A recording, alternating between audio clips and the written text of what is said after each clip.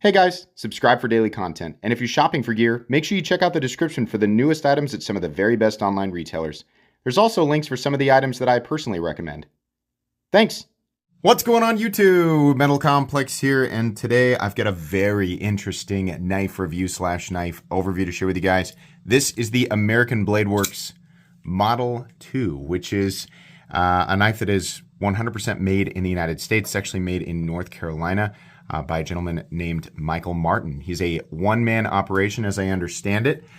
So that's pretty cool. I got this a long time ago. When I received it, I really wanted to get an unboxing video up quick because I understood that they were, I think at the time, fairly soon going to release. I think, at this point, you guys who picked these up have probably had them for a while.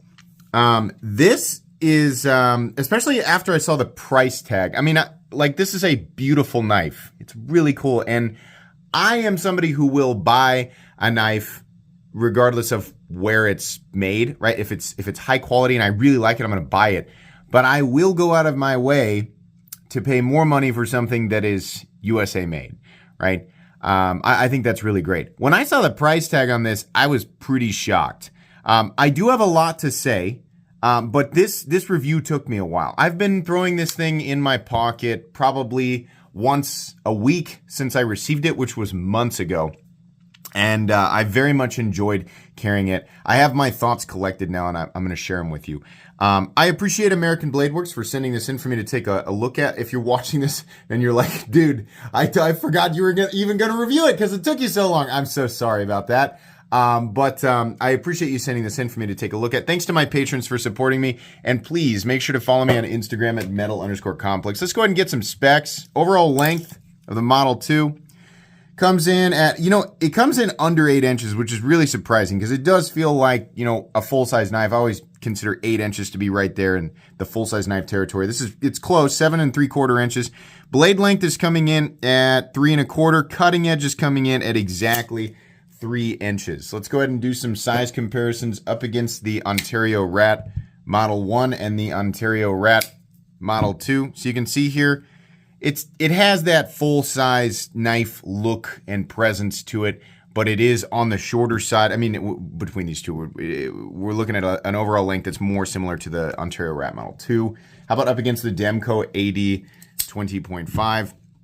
Much more similar overall size there. Let's put it up against the Spyderco PM2, and the Spyderco Para 3.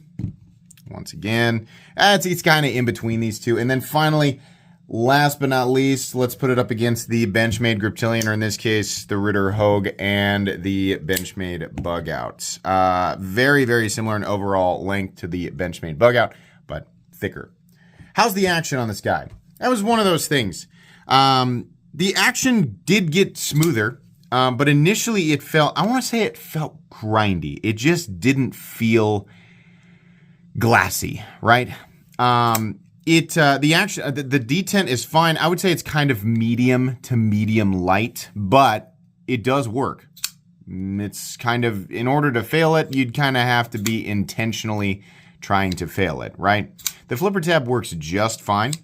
The actual pivot action is kind of feels, it's okay. I would imagine it'll smooth in, more over time. We have a ceramic detent ball, so the more that this is open and closed, which at this point, it's probably been flipped about 1,000 times.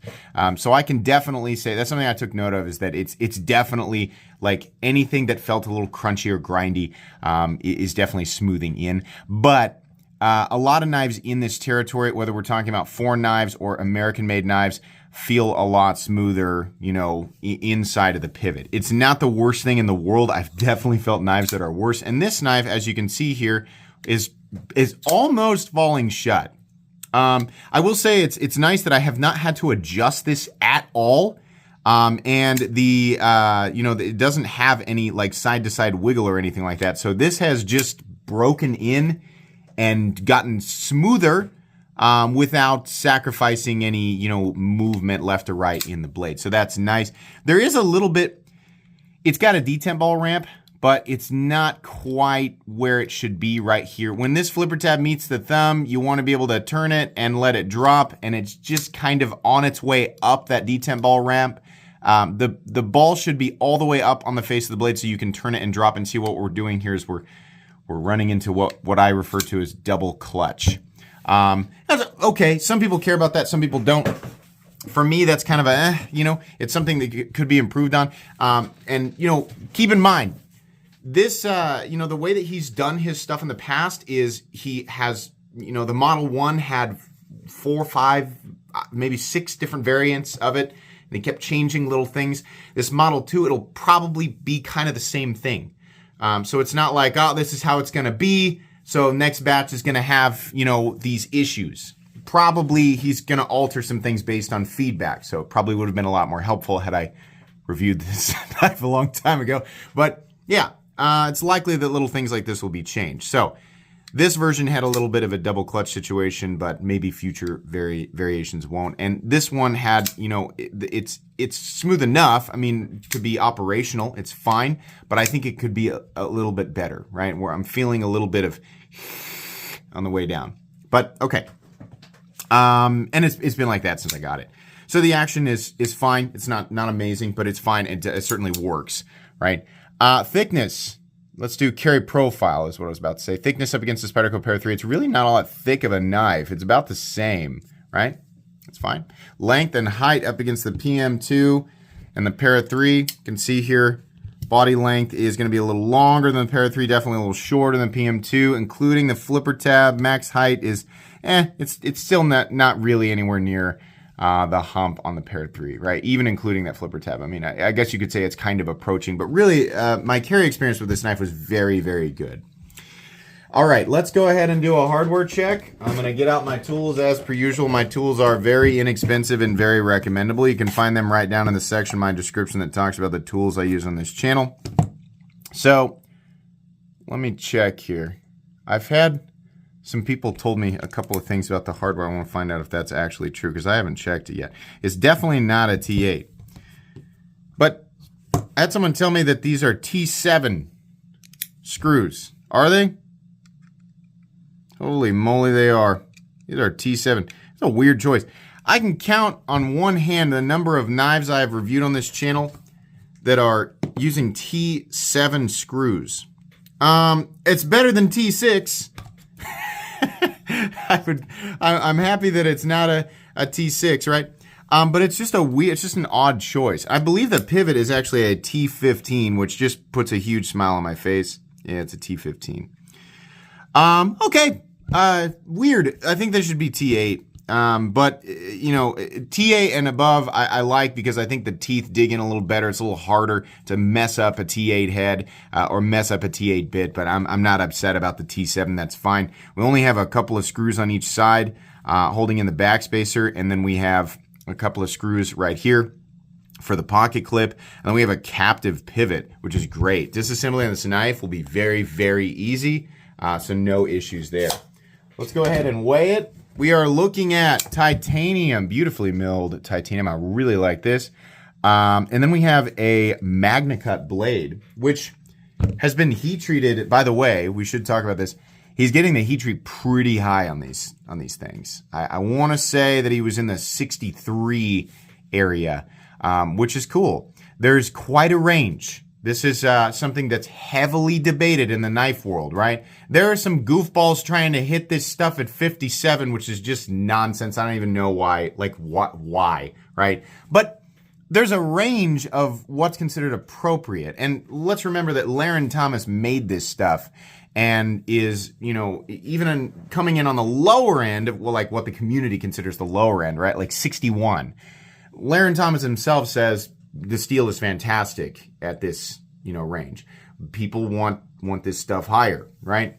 So a lot of people really, really hail, when this stuff gets really hard, right around this 63 territory, which I think this is what this is. So it's the steel, the composition is meant to have really great balance, right? prioritizing your, keeping your toughness up there and keeping your corrosion resistance up there while still having really great edge retention, right? That means that depending on what you prefer, there's some balancing acts that can be done, and the steel can perform very, very well teetering on one side or the other of this wide appropriate range. I am not a metallurgist. I don't make steel and I don't test stuff in wide enough variety of ways to be able to definitively say even which I would prefer.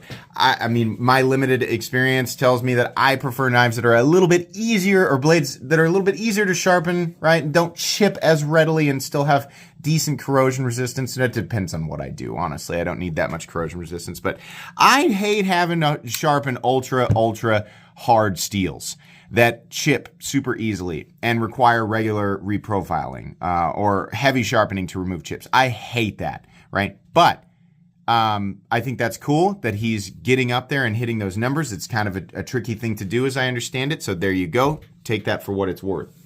Let's go ahead and we're going to weigh it. That's right. So titanium with, we should probably have that the one thing that I've been losing here lately, there it is, that's the magnet. This right here on the inside is a steel liner. You can see how the magnet's sticking to it, right?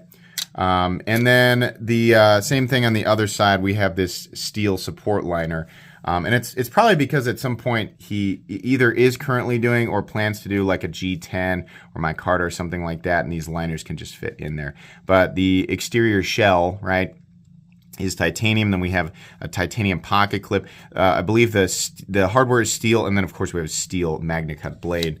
So the weight on this guy coming in at an unsurprising 4.83 ounces, which is heavy for some people, but really not the end of the world by any means. Balance is going to be a little bit back here. Obviously, if the scales were something like G10 or micarta or carbon fiber, balance is going to be more towards the pivot. I didn't really notice an issue. This knife carries like something that weighs a lot less. I think the general profile and compact nature of the knife makes it a lot easier to carry than some people might think. So anyways, let's move into the meat and potatoes here. This is a good looking profile. It's certainly a profile that's reminiscent of a lot of stuff, right? I don't think his goal was to create the most unique aesthetic for a knife. I think his goal was to create a high quality American cutting tool that is meant to do things that a tool would do, right? Cut, a knife tool anyway. It's very comfortable, extremely comfortable. The pocket clip is nice, very simple pocket clip, just a popsicle stick style clip. Not super duper long. I think the mounting position's okay. Nicely knocked down at the edges. In fact, the whole thing is beautifully knocked down at the edges. I love that. I love that there's like this sort of outline that he follows, right? There's a specific spot where the milling stops, and then it's almost like radiused edges. Not quite, but almost. Really comfortable and really good looking. The best looking part of the knife, in my opinion, is the handle. Look at this. That is just beautiful. I also, whoops, don't drop the knife. I also like how he prints his logo in the pivot. I think that just looks really good. It's just a really good looking knife. And yeah, you can definitely feel this. These are meaningful, functional traction lines, right? Big fan of the handle. The blade is milled, which is why we have these lines here. I think it's the same idea. It's the same kind of thing that like Grimsmo does, but they have like deeper lines. Maybe I don't know what I'm talking about. I think it's the same type of deal. It's okay. Some people are going to look at this and be like, yeah, it looks like a hand-rubbed satin finish, right? Some people are going to look at that and nah, I don't really. I'm kind of I would prefer a consistent without the lines, right? But it comes down to personal preference. So it's not my favorite thing in the world, but it doesn't look bad. So I guess there you go. I don't know what else to say about that. I do appreciate that there's essentially no billboarding on this. I mean, it says Magna Cut over here and then nothing else. It's really great. It looks really good.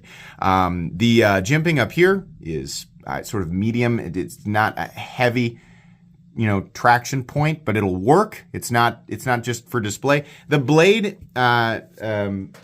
the geometry and the shape is wonderful. This is exactly the type of blade that I like to use for EDC. As far as my favorite types of blades for EDC, Wharncliffe and Sheepsfoot, absolutely. As far as, aesthetically, I prefer the aesthetics of a drop point, but functionally, the Wharncliffe style blades. Yeah, it slices just fine. It's not the most razor thin thing that I've ever felt, but it absolutely slices, and it's still slicing, no problem. After having used it, I'd say a decent amount, right? It's hit some cardboard. Definitely no hiccups or anything like that. I'm not really feeling anything. I thought I had a nick, like before the video started, but I think I just had like a chunk of cardboard just sitting, like a teeny tiny little chunk of cardboard sitting on there. But yeah, the blade has done fine. So definitely that hard heat treat, has allowed it to hold up. But again, it hasn't really been like beaten on or anything like that. In fact, it's been used fairly delicately. Yeah, the blade looks good, nice and sharp. This will be an easy one to resharpen just because it's a long, straight edge. It's fine. Let's see here. Access to the liner lock is all right, but it's not like it's heavy tension or anything like that, and it's textured, so you can still get in there, right? Even though we've got a little bit of a double clutch situation, I think you could adapt to this, but I'm hoping that he alters this. Backspacer looks good. Just a simple sort of gear pattern backspacer. There's no lanyard thing, so, who cares? This is a right-hand only knife. There's only position for right-handed mounting. It'd be nice if you did a left-handed version, right? I think it's kind of makes it, there's a lot of elements here that suggest he's trying to keep the price on this reasonable, right? A lot of people will look at the price on this and they'll be like, that means that all the other American companies are just ripping everybody's faces off. No, I don't think so. I think that there are elements here that allow him to keep that price lower.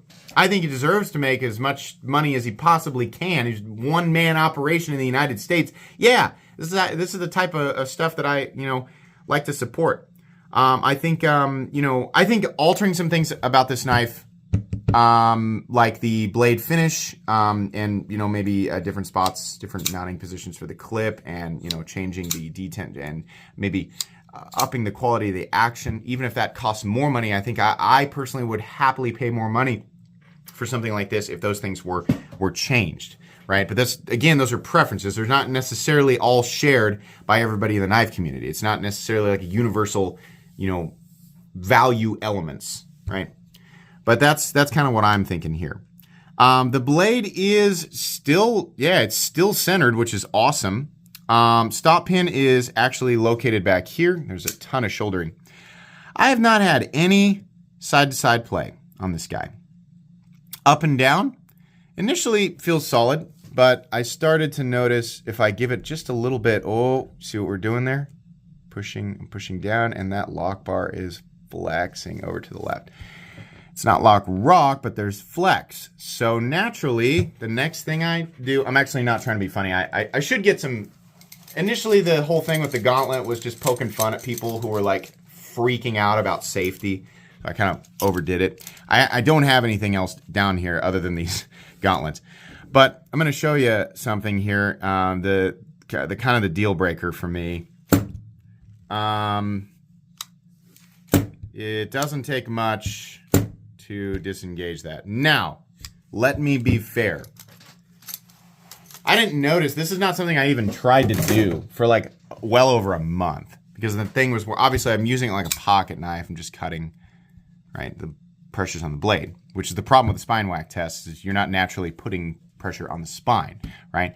A stupid version of the spine whack test is like somebody swinging it as hard as I've seen those guys on YouTube who like swing the knife as hard as possible, like straight down into a 2x4. That's a dumb test. That's an idiotic test because you are never, ever going to be putting that much pressure on the spine. That's just stupid. A cold steel could survive it. Great. Again, there's no natural scenario where that's appropriate, right? Or that makes any sense.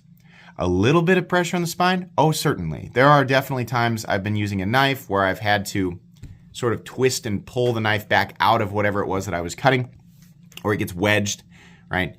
You put a little pressure on the spine, and if it disengages, it can definitely come down in your hand. This is way too little pressure to be causing this to disengage. There are some other videos on YouTube of this knife. Some other reviewers have looked at it. There's also other people who have it. I think I've heard of a couple of people saying they had some lockup issues, but I can't say that I'm hearing that everybody's having issues with just total lock failure and disengagement. So it is possible that mine is a goofer. If you have this knife, I would like to know, right, if you are having this issue. This one-man, small operation, as is the case with anybody doing this, or even large-scale operations, you're going to have goof-ups here or there. I'm rooting for this. I want this model to be excellent, and I'll be honest. If we had in my opinion, a better blade finish without these milling lines, right? Something just more consistent, more even. We had smoother action, definitely solid lockup, right? And maybe ambidextrous clip positions that, it's one of those things. So it's like, I feel like that's important. I would pay more money for it. We get up there into the $400 mark, and I would go, yep, sign me up. I'll pay $400 for this, no problem, right? This beautiful knife, absolutely beautiful knife, wonderful EDC profile. It's awesome. It's really hitting that MagnaCut high too, which not everybody's doing. Again, it's not like if it's higher, it's universally better, but that's cool because a lot of people want that. But the lock thing, that really killed it for me. And once I figured out that was the case, I would venture to guess that because I looked at his warranty and it says like, hey, after 7 days, no returns. But if you're having an issue like with the knife, like if the knife is like functionally having an issue, and you haven't been abusing it, then okay. So I would venture to guess that he would take a look at this, but I think that those are the main things that need to be addressed. The finish on the blade is one thing, but the main things that need to be addressed are the action. I think the detent could be a little bit heavier. The action could definitely be smoother. It's a little, right, kind of grindy. Not grindy. It doesn't feel like sand. It just feels like a little less. And then definitely lock geometry. But at that for the next batch. But again, I'd like to know if anybody else is having this issue. This is a really cool knife. A big fan of this being done in the United States like this, especially coming out, like focusing again on the scales. God, those are beautiful. Just really, really quality work there. Everything here implies that he has the capability, like in terms of precision, to make a perfect knife, right? It's all here. It's not like there, if there were like signs all over the knife of like just poor fit and finish and things weren't, like indicators of somebody doing something they didn't really know what they were doing, then I might have dismissed it. But no, everything here indicates he knows exactly what he's doing, which is why I feel like the lockup thing is kind of a whoopsie, So I don't really want to hammer in on that. It's disappointing, but I am very much looking forward to new batches of these knives, and I would love to find out that they're all perfect because I will pay. Absolutely. That's going to be pretty much it for the review on this guy. I'm again very sorry that it took me so long to review this. Wanted to give you guys my actual thoughts. I spit on this knife. I didn't do, it was an accident. It was an accidental spit because I actually very much love this knife. Wanted to give you guys my honest thoughts, give real useful feedback to Mr. Martin. So I'm hoping that I've accomplished that today. Please. The website will be linked down in the description. I should have said that at the beginning. Please make sure to follow me on Instagram at metal_complex. If you enjoyed this video, leave a like. If you'd like to check out my other content, I do of course have lots of videos of knives that are either expensive or inexpensive that I do or don't like. So check those out. And if you enjoy all my content, go ahead and click on that Metal Complex logo right there and subscribe because there's definitely more coming. Thanks again for watching, everybody, and have a great day.